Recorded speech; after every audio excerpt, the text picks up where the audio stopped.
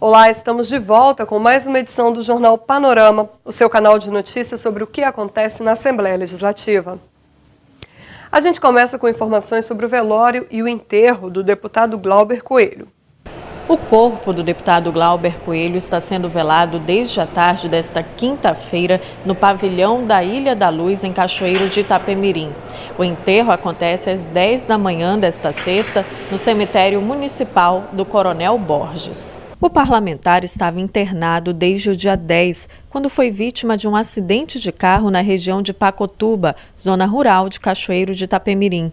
Ele chegou a ser submetido a uma neurocirurgia de urgência, mas na quarta-feira foi confirmada a sua morte cerebral.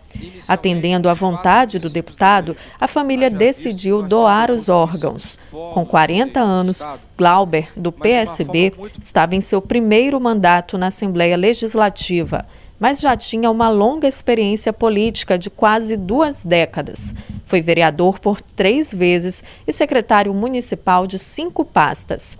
No Legislativo Estadual, o socialista era o segundo vice-presidente da mesa diretora e membro efetivo das comissões de Saúde, Agricultura e Meio Ambiente, além de atuar como vice-presidente da Frente Parlamentar de Apoio à Educação no Campo. Também foi segundo secretário da mesa, presidiu a Frente Parlamentar de Saúde para Todos e integrou a CPI da telefonia. Dedicou-se a projetos de impacto social, com ações voltadas para áreas como agricultura, saúde, educação, segurança. Glauber era casado com Fernanda Aguilar Coelho, com quem teve uma filha de 2 anos.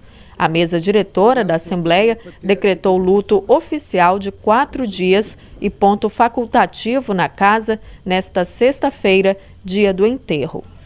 Veja agora o balanço das atividades realizadas pela Comissão de Agricultura no primeiro semestre legislativo. Durante grande parte desse período, os trabalhos do colegiado foram coordenados pelo deputado Glauber Coelho. Ele substituiu o presidente Ataíde Armani, que ficou afastado por problemas de saúde. Licenciamento ambiental, renovação de pastagens e fiscalização foram alguns dos temas das 11 reuniões realizadas pela Comissão de Agricultura no primeiro semestre deste ano.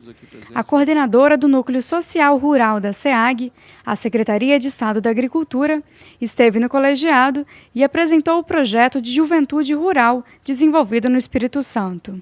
Nosso carro-chefe é a formação, a qualificação social e profissional destes jovens, visando que eles ocupem a sucessão nas propriedades, nas unidades produtivas do campo. A queima da palha de café no estado foi debatida em 2 encontros da comissão.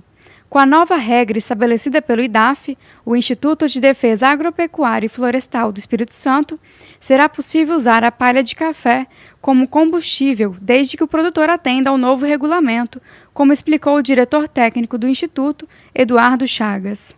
É a possibilidade de utilização de palha de café como combustível nas fornalhas dos secadores, dentro de faixas de restrições que antes não era permitido. Para isso tem que ser observado alguns critérios e um dos, se não o principal, é a anuência de proprietários, moradores no entorno desse empreendimento, que tem que dar uma carta dizendo que concorda que o proprietário queime a palha durante o período diurno, se a residência dele estiver a menos de 300 metros do secador. O uso de calcário em lavouras foi tema de outra reunião do colegiado, com a apresentação do engenheiro Lúcio Herzog de Muner, coordenador do INCAPER, o Instituto Capixaba de Pesquisa, Assistência Técnica e Extensão Rural.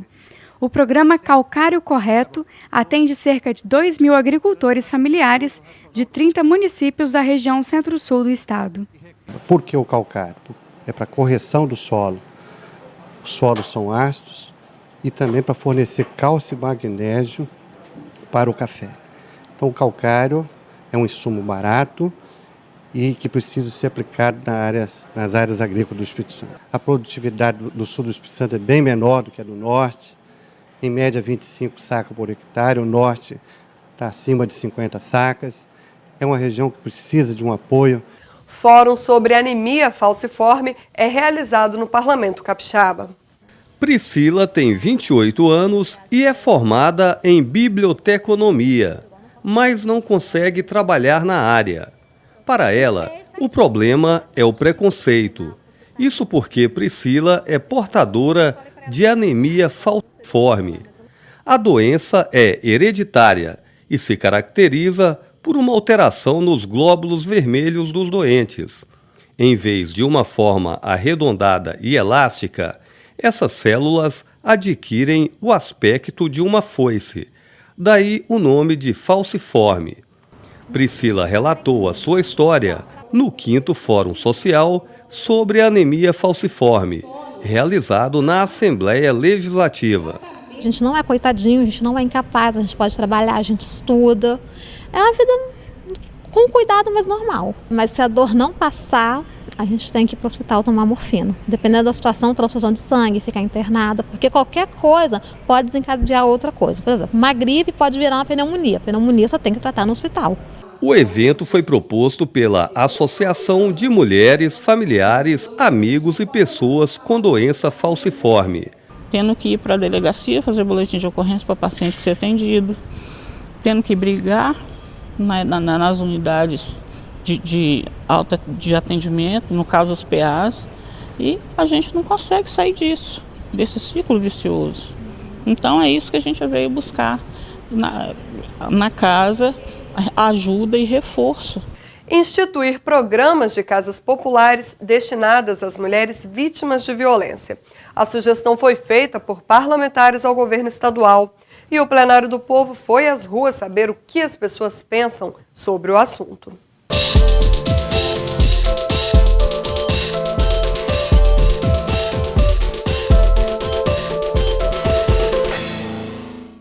O Espírito Santo é um dos estados com as maiores taxas de violência contra a mulher. Em muitos casos, o agressor é o próprio companheiro e vítimas deixam de denunciar por medo de retaliações, inclusive de serem expulsas de casa. Para tentar enfrentar o problema, foi elaborada uma proposta na Assembleia Legislativa que sugere ao governo do estado a construção de casas populares para mulheres que foram vítimas de violência. E você, o que pensa sobre o assunto? O Plenário do Povo quer saber o que as pessoas acham da iniciativa. Elas vão ter direito por quê? Porque foram vítimas. E tantos outros tipos de vítima que a gente tem aí, que é complicado, eu acho isso. Bom, eu acredito que se a pessoa não tem condições de ter um local específico para ela, sim. As mulheres que vivem nessa situação, se tiver algo para ajudar, né, a essas pessoas, é uma boa, né? Se der emprego, der estudo, der educação, não precisa dar nada de graça para ninguém, não. Tem que trabalhar e batalhar. Não acredito nisso, não. Acho que isso tem que terminar. Porque senão, como é que vai ficar? Vai chegar até onde? Ninguém trabalha mais, né? Se não tiver um critério de renda que justifique a construção de moradia popular, porque a mulher pode ser bem sucedida e ser vítima de violência. Vai contra a própria Constituição, que é igualdade entre homens e mulheres. Inclusive, atualmente a jurisprudência já utiliza a Lei Maria da Penha a favor dos homens também. Aí eu pergunto, os homens também vão poder sofrer não ter esse direito, esse benefício? Se sim, já fica mais igual, fica mais interessante. Eu penso que é muito válido as mulheres que foram vítimas de violência. Elas precisam reestruturar a vida delas. Então eu acho mais do que plausível que se construam sim moradias para essas pessoas.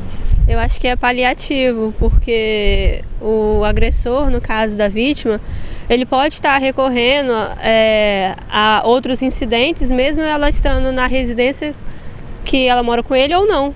Muitas dessas mulheres não têm uma renda e o governo ajudando, eu acho que estaria tirando essas mulheres de certo risco, né?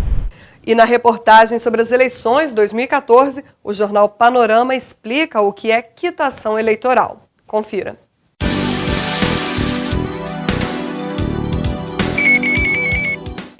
Todo cidadão brasileiro precisa estar em dia com a justiça eleitoral. Mas o que isso significa? Quitação eleitoral diz respeito à regularidade do cidadão com suas obrigações eleitorais.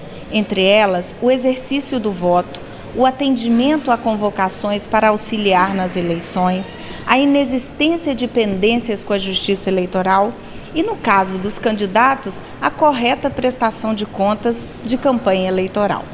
Quem não está em dia com a Justiça Eleitoral pode sofrer consequências. Não consegue tomar posse no serviço público, fazer matrícula em universidades ou obter documentos como o passaporte, por exemplo.